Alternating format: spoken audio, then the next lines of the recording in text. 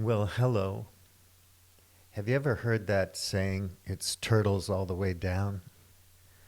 Well, with my conspiracy friends, it's logical fallacies all the way down. An infinite regress of logical fallacies. Lots and lots of assumptions with no lines of evidence except cherry picking data and creating a narrative out of it. So that's it. But they love it, and they're not going to be, you know, they're not going to change their mind for anything.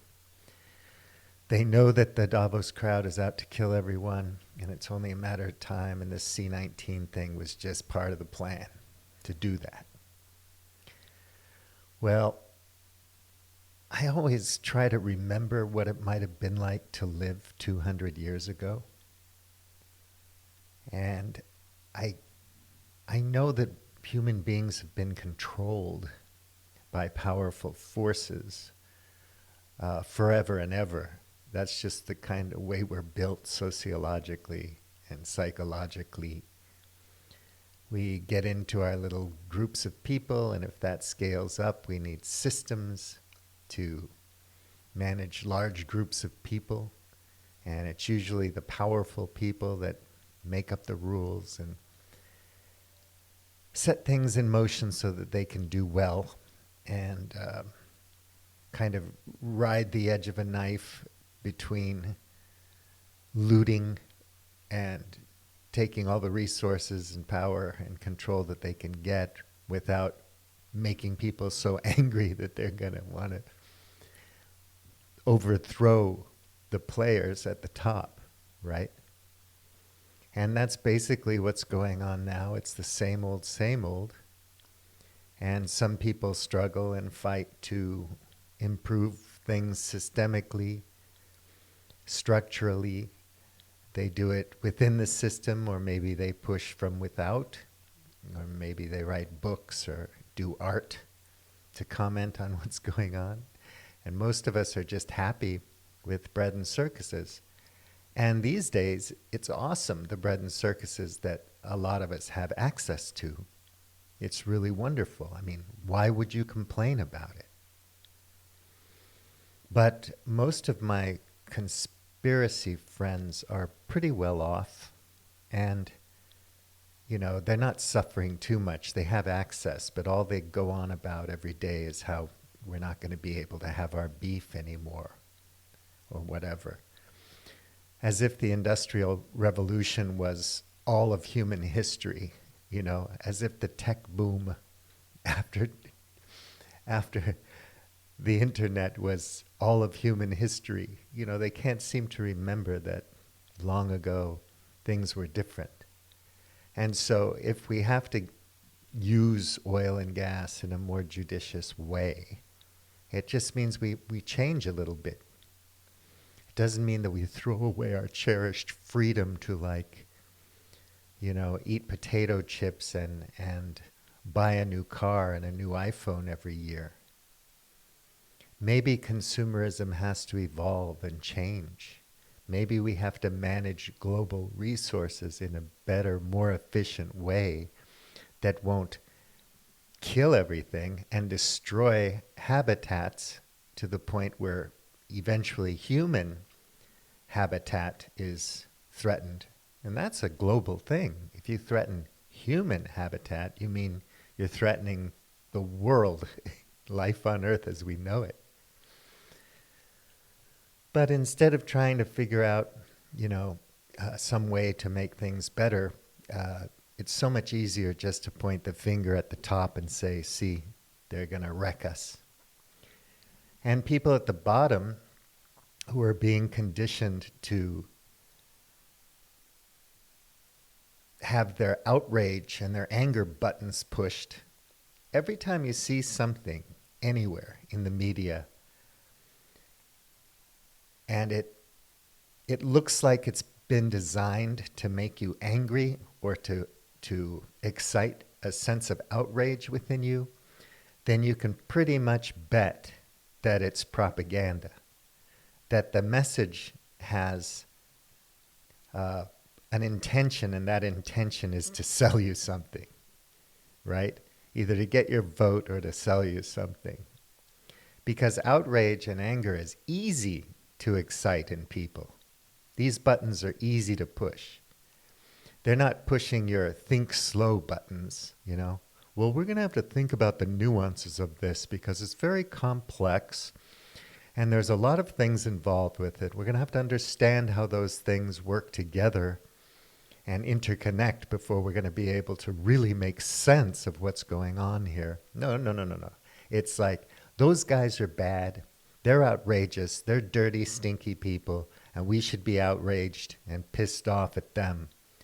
So some people want to just be outraged and pissed off at Jeff Bezos, and other people want to be outraged and pissed off at Latin immigrants, you know, or stinking Muslim terrorists, or whatever, white power people, you know, white privilege, or whatever. I mean, we're all being manipulated all the time. And if whatever's bugging you is effectively making you feel a sense of outrage and anger, you might want to wonder what's behind that. Are they really white supremacists? Are they really misogynists? Is that female photographer who took that picture of another woman, is she a misogynist because the image looks a certain way? I don't know, maybe. How would I know unless I knew that person? But things can be spun in such a way that you just become an outrage and anger machine. And you do things because of that. And ask yourself, why am I doing this? Because I'm outraged? Because I'm angry? Maybe we have to slow down and think things through. Because a lot of us are pretty damn fortunate. And we have the power, and we have the ability, and we have the time, and we have the intelligence, the wherewithal, and some of us have the resources to do something positive. So we might as well do something positive and just extricate ourselves from the outrage machine. Next time you get outraged at a Facebook post or a TV commercial or CNN or Fox News or whatever, ask yourself, what's the purpose behind this? Behind this image, this communication making me outraged and angry? What are they selling? What do they want from me? Because we can all, go to our bubbles and our silos and our little, special gated communities, and we can get the information we want from our people. It's easy enough to do that. But it doesn't mean we're well-rounded in our worldview or understanding of how things work. And we are a demographic. We're being pushed and pulled and marketed to 24/7. So if you're a CNN watcher, not a Fox News watcher, don't think you're not being manipulated. Your ideology may be different, but we're all subject to the same kind of manipulations. That's all I'm saying. Next time you get outraged or pissed off, ask yourself, why? What made me think that was outrageous? Or what made me feel angry about that thing? And what's behind that? What's the messaging behind that? It's interesting to do. And then think, maybe things aren't so bad for you. Maybe. If they are, they are, and I'm sorry for you. And I hope things get better. But if not, don't let it get you mad and outraged. Because they, which means anybody who wants to sell us something, is just using the humor or the excitement or the color palette or the jingle to make us do something. And these days, it seems in academia and politics, all over the place, outrage and anger is working really, really well, better than it ever has. Not that it didn't always work, you know?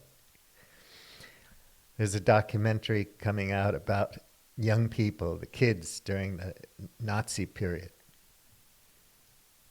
It's really easy to get normal people into doing things or ignoring things or being outraged by certain things. And unless enough people are questioning that, it's easy for everybody to just fall in line and not even know they're doing anything wrong or destructive. And destructive might just be cortisol in your body, high blood pressure, a bad headache, stress headache. Or it could be something worse. So we really need to think about it. All right, that's it. Thank you. Bye-bye.